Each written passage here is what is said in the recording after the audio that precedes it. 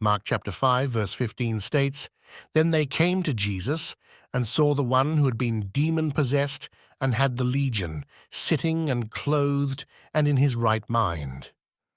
And they were afraid." This verse presents one of the most remarkable transformations recorded in Scripture.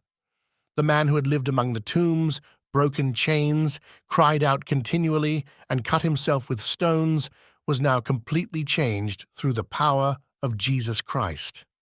The description, sitting and clothed and in his right mind, highlights the completeness of Christ's deliverance. Before meeting Jesus, the man was restless, violent, isolated, and controlled by a legion of demons. Now he was calm, rational, and at peace. Christ did not merely improve the man's condition, he completely delivered him. 2 Corinthians chapter 5, verse 17 declares that if anyone is in Christ, he is a new creation. The dramatic change in this man serves as a powerful picture of the transforming power of God. The phrase, "had the legion," reminds the reader of the severity of the bondage from which he was delivered.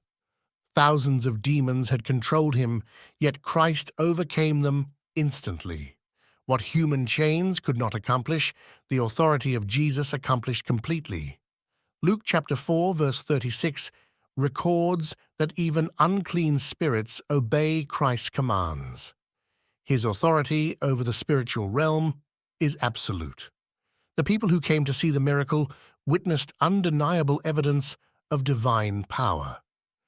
They knew the former condition of the man. His transformation could not be denied or explained away. Yet the verse says, they were afraid. Their fear did not arise from the man anymore. It arose from encountering the power of Christ. The presence of divine authority often produces fear because it confronts people with realities beyond human control. When the disciples witnessed Jesus calm the storm, they likewise feared and asked, "Who can this be, that even the wind and the sea obey him?" in Mark chapter 4, verse 41.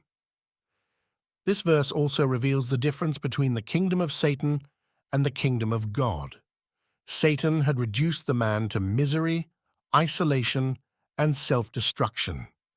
Christ restored him to peace, dignity, and soundness of mind. John chapter 10, verse 10 contrasts these kingdoms by declaring that the thief comes to steal, kill, and destroy, while Christ came that people might have life abundantly.